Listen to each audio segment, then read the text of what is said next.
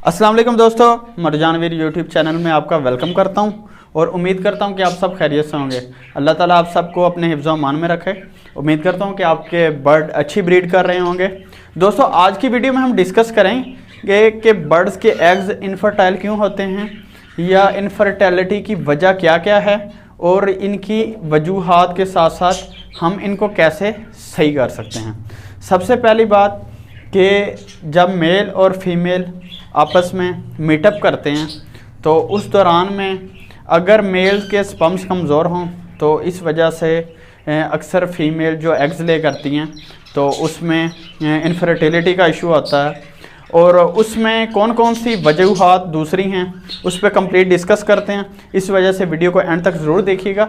Video start करने से पहले जिन दोस्तों ने अभी तक हमारे यूट्यूब चैनल को सब्सक्राइब नहीं किया वो सब्सक्राइब कर लें और साथ लगे बेल आइकन को ज़रूर पुश करें ताकि आपको हर मालूमाती वीडियो का नोटिफिकेशन मिल सके। सबसे पहले बात कि हमें कैसे पता चलेगा कि हमारा अंडा फर्टाइल है या इनफर्टाइल, वो मैं अभी आपको एक्सपेरिमेंट करके लास्ट में वीडियो को दिखाऊंगा कि इनफर्टाइल और फर्टाइल अंडे का कैसे पता चलता है। हर बर्ड की एक मखसूस उम्र होती है जिसमें जाकर वो ब्रीड करना स्टार्ट करता है। जैसे अगर फिंच को लें तो 3 से 4 माह के अंदर अंदर वो अडल्ट हो जाती है और दोबारा ब्रीड करने के लिए रेडी हो जाती है। इसी तरह अगर ऑस्ट्रेलियन को लें तो वो 5 से 6 माह के अंदर फुल अडल्ट हो जाते हैं और ब्रीड करने के लिए रेडी हो जाते हैं।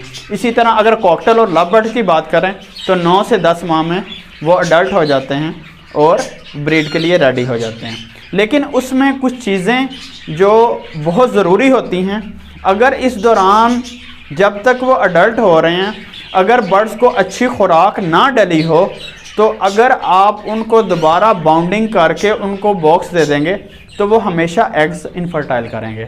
और दूसरी बात ये भी होती है कि जिन बर्ड्स की एज अभी पूरी नहीं होती, फॉर एग्ज़ाम्पल अगर मेल की एज कम है और फीमेल की एज ज़्यादा है, अगर वो कम्प्लीटली अच्छी तरह से अडल्ट नहीं है और आपने पेयर बाउंडिंग करवा के उसको बॉक्स वगैरह दे दिया तो जो वो फीमेल अंडे ले करेगी तो वो हमेशा इनफर्टाइल आएंगे। इस वजह से जब भी पेयर लगाएं इस चीज़ का ज़रूरी ख्याल रखें कि आपके मेल और फीमेल इस एज में होने चाहिए कि वो कम्प्लीटली अडल्ट हैं। अगर आपके मेल या फीमेल कम्प्लीटली अडल्ट नहीं हैं तो इसमें एग बाइंडिंग का भी इशू आ सकता है जिसकी वजह से 99% फीमेल्स मर जाती हैं। और दूसरी बड़ी वजह जो कि इनफर्टिलिटी के लिए होती है, जब हम बर्ड्स को केजेस में शिफ्ट करते हैं और शिफ्ट करने के बाद पेयर आपस में बाउंड हो चुका होता है लेकिन उसमें हम उनकी जो डाइट वगैरह उसका केयर नहीं करते। फॉर एग्ज़ाम्पल हम ये चीज़ नहीं देखते कि हमें इनको विटामिन्स वगैरह देने चाहिए या कैल्शियम की कमी हो सकती है बर्ड्स को। हम आमतौर पर जो दाना डाल रहे होते हैं वही डालते रहते हैं जिसकी वजह से बर्ड्स अक्सर इनफर्टिलिटी का इशू सामने आता है। और दूसरी बात का ये ज़रूर ख्याल रखें कि सर्दियों और गर्मियों में ब्रीड लेते हुए बर्ड्स की डाइट मतवाजन रखनी चाहिए। गर्मियों में बर्ड्स को कुछ और चाहिए होता है और सर्दियों में कुछ और चाहिए होता है। और अगर बर्ड्स के रूम का टेम्परेचर जो कि इक्वल नहीं होगा तो मीटिंग के दौरान स्पर्म्स के ज़ाया होने का ख़तरा ज़्यादा होता है जिसकी वजह से भी इनफर्टिलिटी का इशू आ सकता है। ये कुछ रीज़न्स हैं, अगर आप इन पर अमल करेंगे और इन पर का ख्याल रखेंगे तो इंशाल्लाह आपके बर्ड्स में इनफर्टिलिटी का इशू नहीं आएगा। अभी चलते हैं, आपको दिखाता हूँ। मेरे पास एक कॉकटेल का पेयर है जो कि फर्टाइल करके बैठा है। अभी आपको दिखाता हूँ कि फर्टाइल एग किस तरह का होता है। मैंने अभी ट्राई किया कि आपको एग दिखा सकूं लेकिन वो फीमेल अग्रेसिव है और वो मुझे एग को हाथ लगाने नहीं दे रही।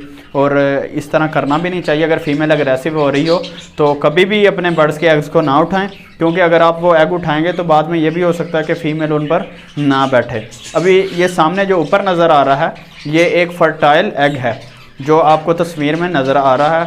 ये खैर मैंने गूगल से कॉपी किया तो ये एक फर्टाइल एग है और जो दूसरी तरफ से आपको नज़र आ रहा है ये इनफर्टाइल एग है। इसी के साथ इजाज़त चाहता हूँ, नई वीडियो के साथ हाज़िर होता रहूँगा। अल्लाह हाफिज़, अल्लाह निगहबान।